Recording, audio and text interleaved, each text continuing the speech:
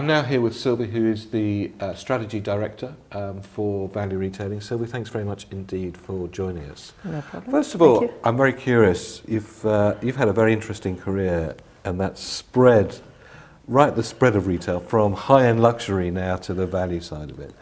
I'm really intrigued. Are the two elements, those two, what many people call polar opposites, are there many similarities between them?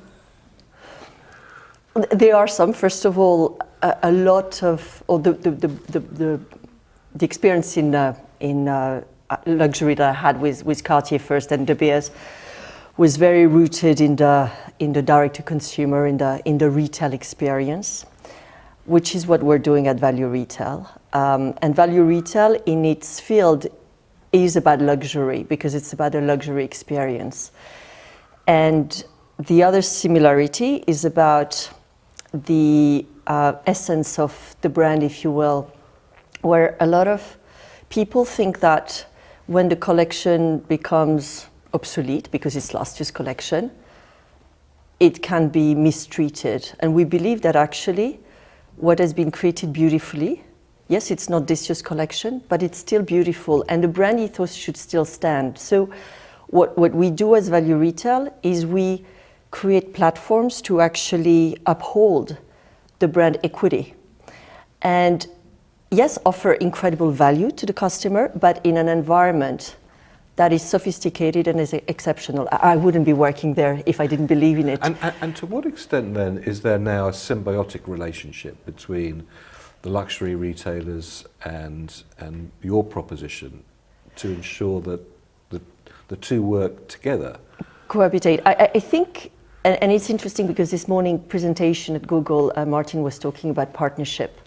And in his world, so digital expertise with retail expertise, and Avery talked about partnership with celebrities, not endorsement, but partnership with Gigi Hadid, etc. And I think that our philosophy is also very much in partnership. We partner with the brand, and therefore we have something to offer. So we offer a solution. We offer an elegant solution to the brand and a solution that again, uphold their brand equity, and we respect the brand equity as well. So we're out of town, we don't plaster advertising left and right.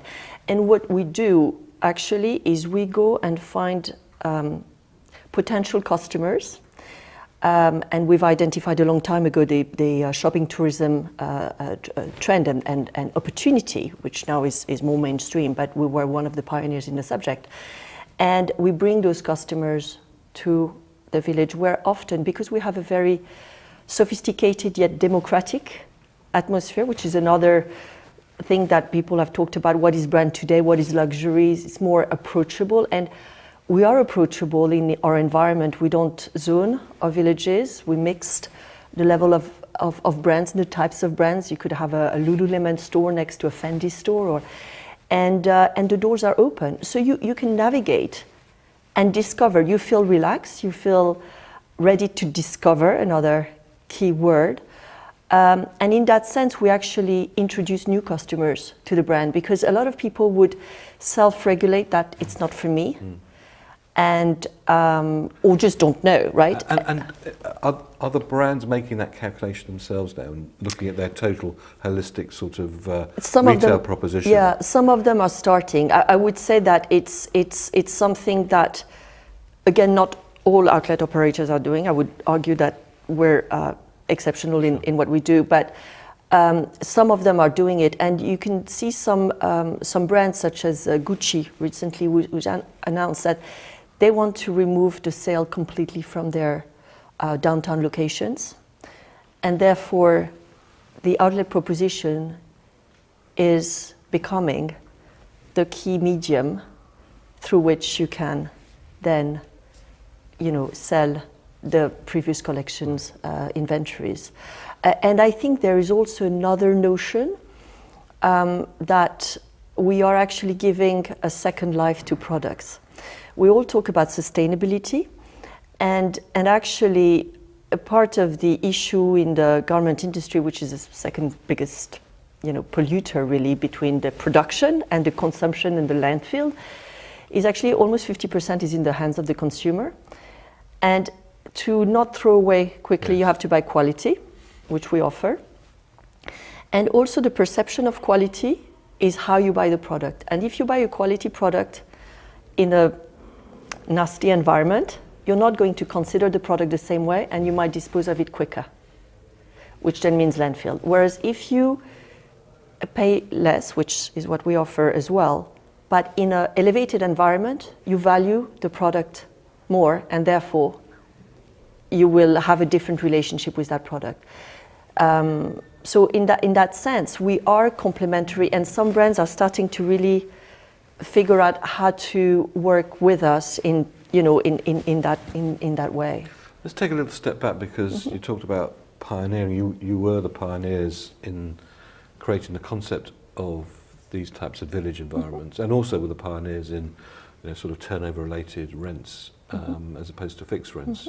The market is very much moving to your model in terms of turnover-related rates. So looking forward now, what innovations are you working on in order to sustain the model going forward? So we have two innovations which I would say are reinforcement of some things that we were doing maybe naturally, but where we realized that we need to become better at them, and it's to do with the experience. We've always been focused on the experience. We are physical, we don't do e-commerce. We use digital to interact with our guests and to communicate with them and to engage with them. But really, at the end of the day, the tire hits the road in the village, and it's all about the physical experience. And we are actually evolving our own structure by adding a whole expertise in hospitality. That spans the people there, that spans with training, that spans physical location to welcome our guests, that span relevant animation and partnership and cultural partnership that we do with all the locations around us. And all this comes under actually a new umbrella brand, which we're launching today, actually. Congratulations. It so happens, and that's why I'm heading back to London as well, and the Bicester Village Shopping Collection, which unifies all these elements and which will crystallize our embrace of the physical experience and creation of memories in this digital age. And in that sense, we are innovating, I think, again. I think that's interesting that you're so focused on the physical, the experience, the memories, because I think a lot of people are concentrating their resources on how do we do things in e-commerce, how do we make obviously you've had those discussions within the company, probably very heated discussions. Yeah. Why won't you, or certainly for the moment, have transactional websites? Well, there are several reasons. Various speakers during the conference have talked about be clear about who you are. Yes. And we believe, and actually I don't think that's novel, I think that people rediscover this truth on a periodic basis, but we are very clear about who we are. And that's about the physical experience. We also believe that in this world of heightened speed and digital information and choices, and actually even Martin said it this morning, right? It's like people need curation and help to simplify. So simplifying is either I trust you, curate for me, that's a way of simplification actually, or have a tool that will simplify. The risk being that when it's algorithm related, everybody ends up doing the same thing. Yes. So which I have slight issue with. I like the surprise of the human interaction. Yes, serendipity should play a part. Yeah, exactly, and certainly in retail. Exactly, and so we believe in all that. So we're not saying no to digital. We embrace digital, but e-commerce is about more the commoditization. And with the product we sell, it's also very visible, and we feel that for the brand, it's not respecting them. So we embrace digital, but not in the traditional way that other people do, I suppose. Now, I'm lucky enough to be in China very frequently. Yeah. There are two things when I meet somebody for the first time in China, they always talk about England. They always talk about Buckingham Palace and Bicester Village. Yeah. So how is it that you managed to, create this massive amount of awareness and clearly footfall of Chinese to Bicester? Well, I think that first of all, we recognize the shopping tourism opportunity very early on. So we have been present in China, even though we didn't have any properties there. Now we have two for the last few years, but we've been present there for the last 15 years, as well as in other markets, Thailand, Indonesia, Hong Kong, Russia, and various other countries in the Eastern Bloc, Middle East, South America, etc., where we engage with customers directly and tell them the wonders of, of our villages in Europe, and where also we engage with the tourism trade. And we have now over 400 partners that we work with, from airlines to tour operators, etc. We don't pay anybody. Actually, that's a very also interesting That's a great model. thing. That's a fantastic model. It was hard to start, but basically, it's all about saying your customers, if you're a tour operator, will have an amazing experience, and to also craft some actual ways that we host them that makes a difference, and the customers are happy. If the customers are happy, they're happy with whichever operator that's recommended. So that's how it works. So it's again a different level of partnership. So that's really one of the reasons. And the other one is because we've always focused on the customer. And very early on we had cultural trainings and multi-language, and we work with the brands to have the inventory in sizes that would be relevant, etc. Yeah. So one last question. You talked a little bit about the global sort of spread now. Yeah. Do you see you going into more countries or concentrating on the countries that you're in to go in slightly deeper? So we've grown very fast at the beginning of. So Value Retail is 25 years of age, but we opened our first property 22 years ago. It was Bicester Village, hence the Bicester Village shopping collection, because it's where it all started, if you will. And we've opened very rapidly in Europe. So we have 11 villages now.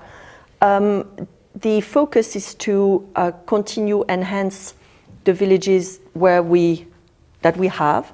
And when I say enhance, it's not only if you will, like for like, and continue improve them, but it's also expand them. So for instance, we've just opened a new 36 store expansion in Bicester Village, which is the last one because we think there's a finite size to our villages, back in October. We are announcing today the opening of phase 2 of our Shanghai village, which opened 2 years ago. Oh, look forward to going there next time. And we'll open the second phase in the fall. We're starting to build also a second phase in Suzhou village that opened 3 years ago. So it shows it's going very fast, and we have projects also actually in Spain to expand. We have 2 villages to expand the one in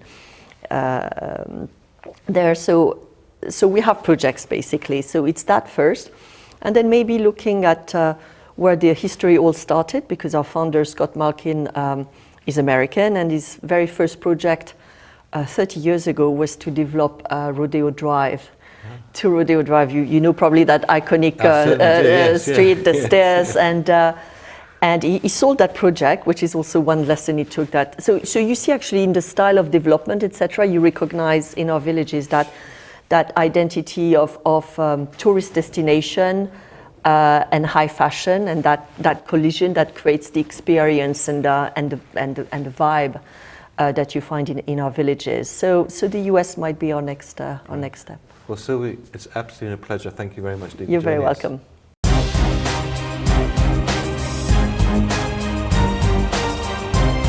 Thank you very much indeed for watching. If you've enjoyed this, there's plenty more. All you need to do to make sure that you get the latest videos when they're released is just push this subscribe button to subscribe to our YouTube channel.